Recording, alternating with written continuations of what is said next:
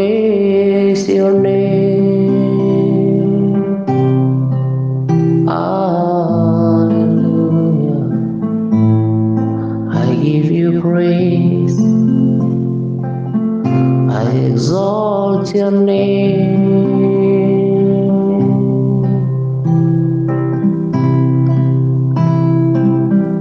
Ku berikan pujian yang terbaik yang mengalir dari hatiku untuk Rajaku, untuk Tuhanku,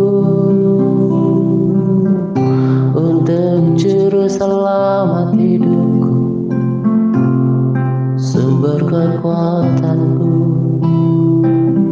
sumber pengharapan.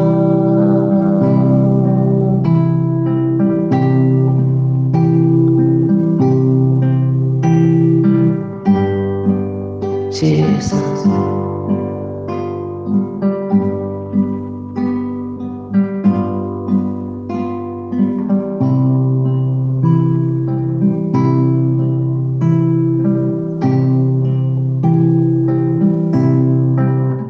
Hanya Kau milikku di surga,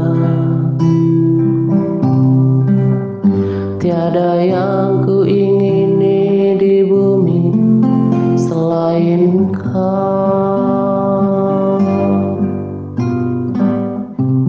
Tak ku andalkan kekuatanku, namun yang pasti Kau tetap selamanya Allah sumber kuatku, Allah sumber kuatku, Allah sumber kuatku dan bagianku selamanya, selamanya.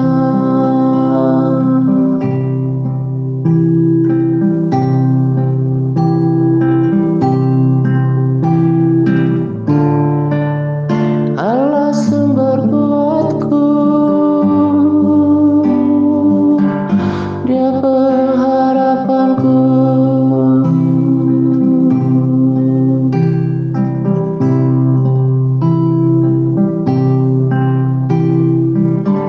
I love to worship you, Jesus. I love to worship your name. So lift you high. Oh,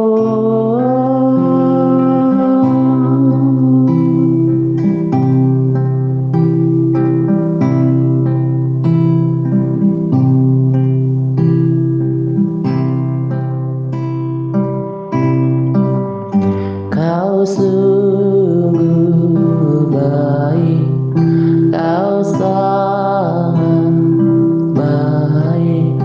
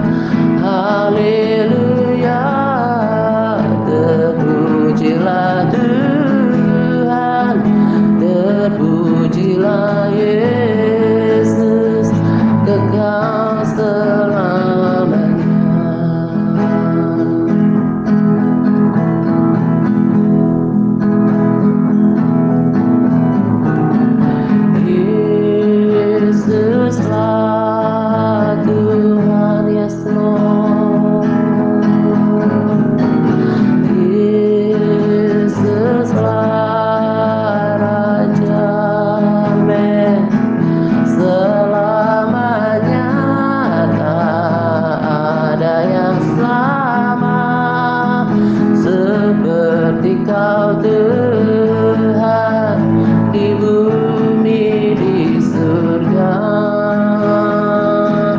Selamanya tak ada yang lain selain Kau Yesus di bumi di surga.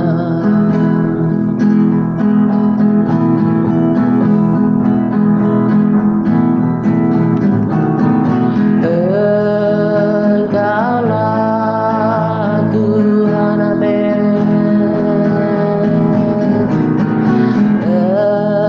Engkaulah Raja, haleluya. Selamanya tak ada yang sama seperti Kau Tuhan di bumi di surga. Selamanya tak ada yang lain selain Kau Yesus di bumi di surga. Engkau hebat, Engkau besar, oh tiada yang sama seperti Kau. Engkau dahsyat dan ajaib, oh tiada yang lain selain Kau. Ku cinta Kau, ku puji Kau, oh selamanya ku sembah Kau. Haleluya, terpujilah Tuhan, terpujilah Yesus kekal selamanya. Haleluya, terpujilah Tuhan, terpujilah Yesus kekal selamanya.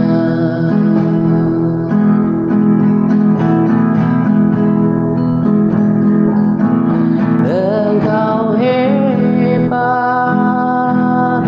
Engkau besar, oh tiada yang sama seperti Kau. Engkau dahsyat dan ajaib, oh tiada yang lain selain Kau.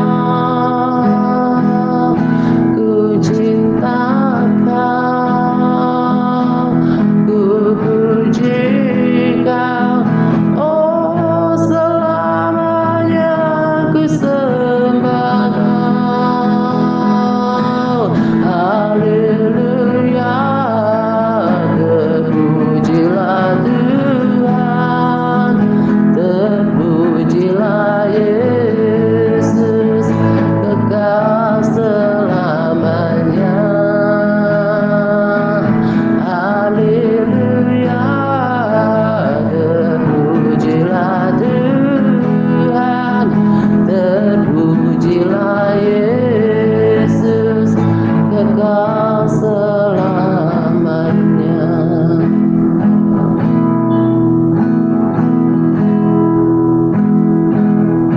Engkau hebat.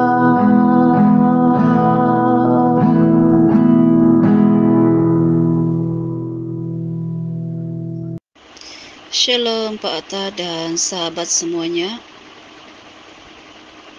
Kali ini saya akan berbagi rema apa yang saya dapatkan dari pembacaan firman Tuhan.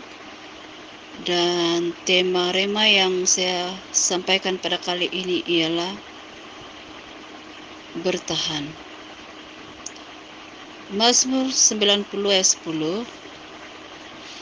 Masa hidup kami 70 tahun, dan jika kami kuat 80 tahun. Dan kebanggaannya adalah kesukaran dan penderitaan, sebab berlalunya buru-buru dan kami melayang lenyap. Tuhan tidak pernah berjanji bahwa dalam mengikuti Tuhan, hidup kita pasti akan bahagia terus, tidak ada kesukaran dan penderitaan.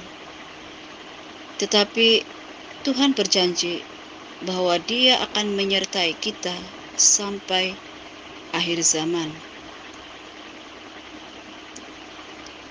Kita punya Tuhan yang setia dan tidak akan membiarkan kita dicobai melampaui kekuatan kita. Bahkan Dia akan memberikan kita jalan keluar sehingga kita dapat menanggungnya. 1 Korintus pasal 10 ayat 13. Pencobaan-pencobaan yang kamu alami ialah pencobaan-pencobaan biasa yang tidak melebihi kekuatan manusia, sebab Allah setia, dan karena itu Ia tidak akan membiarkan kamu dicobai melampaui kekuatanmu. Pada waktu kamu dicobai, Ia akan memberikan kepadamu jalan keluar sehingga kamu dapat menanggungnya. Mazmur 90 ayat 10 ini adalah Mazmur yang ditulis oleh Musa. Musa dikenali sebagai pemimpin besar Israel yang memimpin 2 juta umat Israel keluar dari Mesir menuju tanah perjanjian. Namun dalam waktu yang panjang itu, Musa mengalami tekanan, kesukaran, penderitaan, penolakan, dan pemberontakan dari umat Israel yang dipimpinnya menuju ke tanah perjanjian. Musa berhadapan dengan bangsa Israel yang suka bersungut-sungut akan makanan. Musa pernah mengalami pemberontakan saudaranya sendiri, yaitu Harun dan Miriam, sehingga akhirnya Miriam kena kutuk. Musa juga mengalami atau melihat bagaimana Tuhan menolak bangsa Israel masuk ke tanah perjanjian akibat berita buruk dari 10 orang pengintai, sehingga semua laki-laki berusia 20 tahun ke atas tidak Tuhan izinkan masuk ke tanah perjanjian. Ini adalah antara tekanan, penolakan, dan pemberontakan yang dialami oleh Musa dalam tugasnya memimpin bangsa Israel.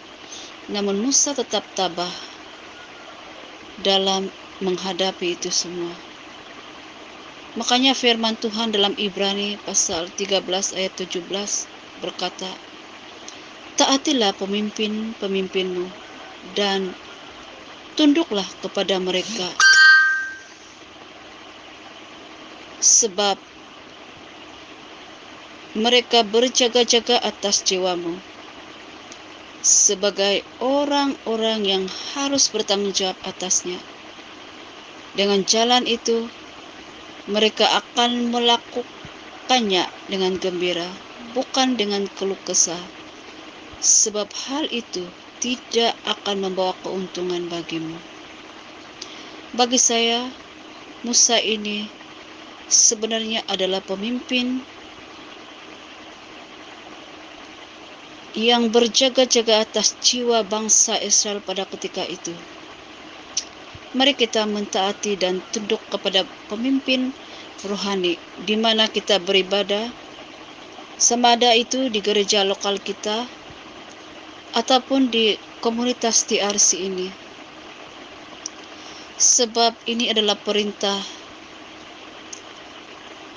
Tuhan.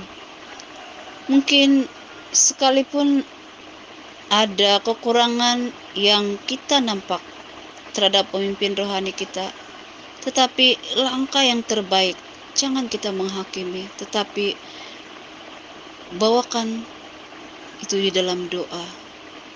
Itulah kasih yang sesungguhnya.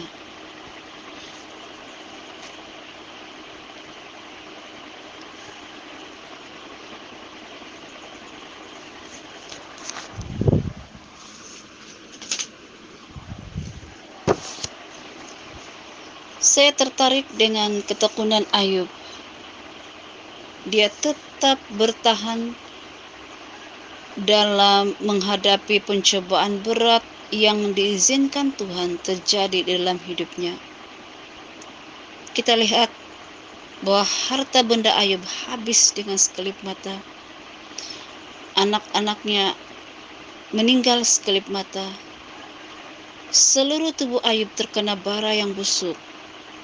Dan ketika istri Ayub menyuruh Ayub untuk mengutuki Allah karena pergumulan berat yang sedang Ayub alami, tetapi Ayub menjawab, "Engkau berbicara seperti perempuan gila." Kalau kita baca di Ayub pasal 2 ayat 9 hingga 11, maka berkatalah istrinya kepadanya, "Masih bertekunkah engkau dalam kesalehanmu? Kutukilah Allahmu dan matilah." Tetapi jawab Ayub kepadanya, "Engkau berbicara seperti perempuan gila. Apakah kita mau menerima yang baik dari Allah, tetapi tidak mau menerima yang buruk?" Dalam kesemuanya itu, Ayub tidak berbuat dosa dengan bibirnya. Sangat berat penderitaan yang sedang Ayub hadapi. Pun begitu, Ayub tetap memuji Tuhan, bahkan tidak sekali menuduh Allah berbuat apa yang kurang patut. Ayub pasal 1 ayat 21 hingga 22. Katanya, "Dengan telanjang aku keluar dari kandungan ibuku, dan dengan telanjang juga aku akan kembali ke dalamnya. Tuhan yang memberi, Tuhan yang mengambil. Terpujilah nama Tuhan." Dalam kesemuanya itu, Ayub tidak berbuat dosa dan tidak menuduh Allah berbuat yang kurang patut.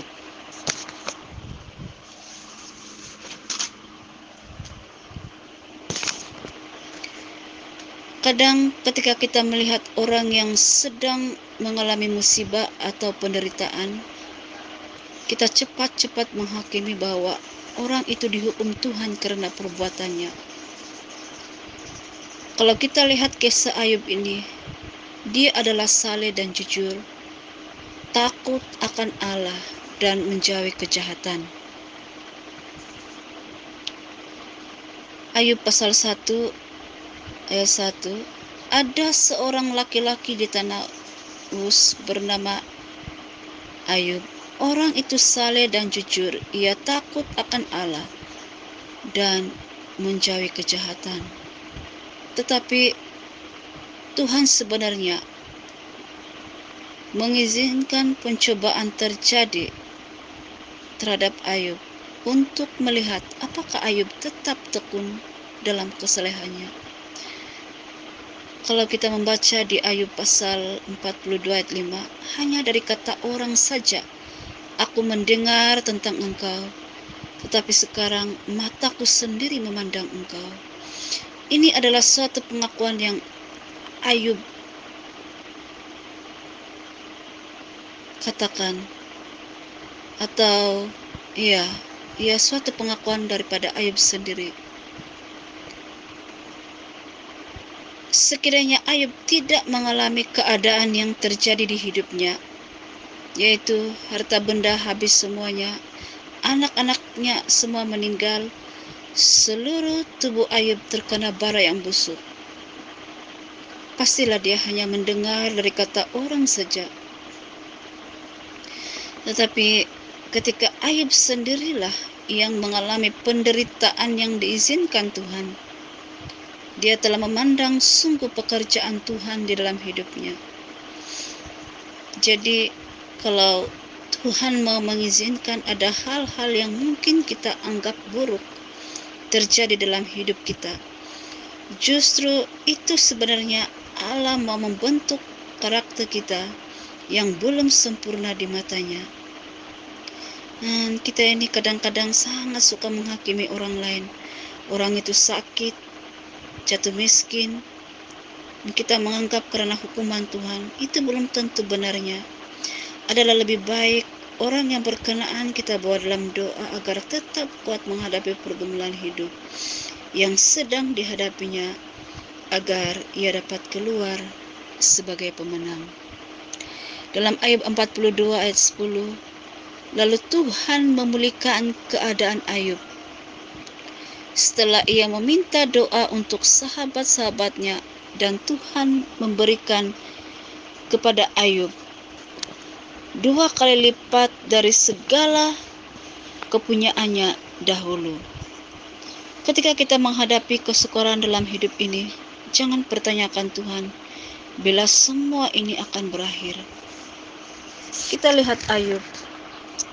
Ia tetap mengucap syukur kepada Tuhan, dan tidak sedikit pun dia mempersalahkan Tuhan atas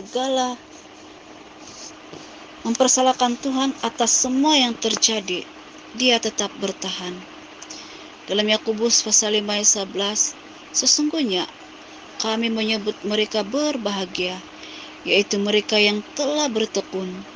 Kamu telah mendengar tentang ketekunan Ayub, dan kamu telah tahu apa yang akhirnya disediakan Tuhan baginya, karena Tuhan Maha Penyayang dan penuh belas kasihan.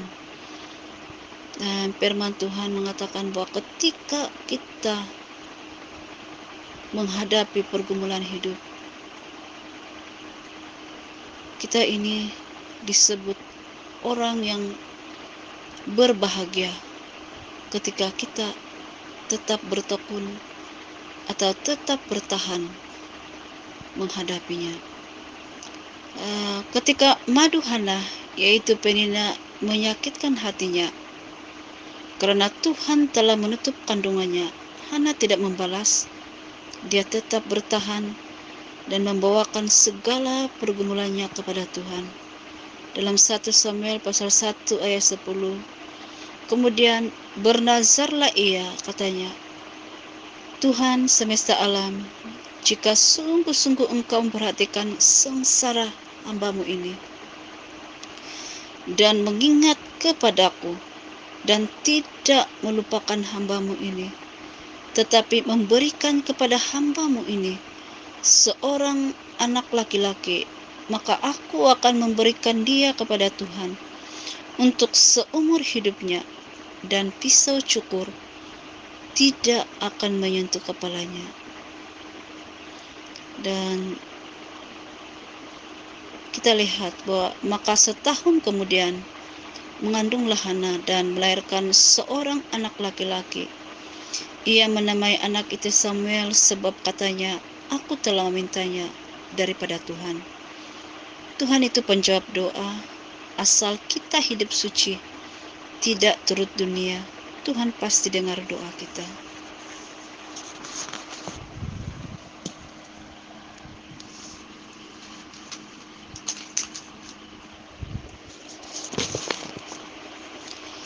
Baik Musa, Ayub, dan Hana, mereka masing-masing ada kesukaran dan penderitaan yang mereka alami.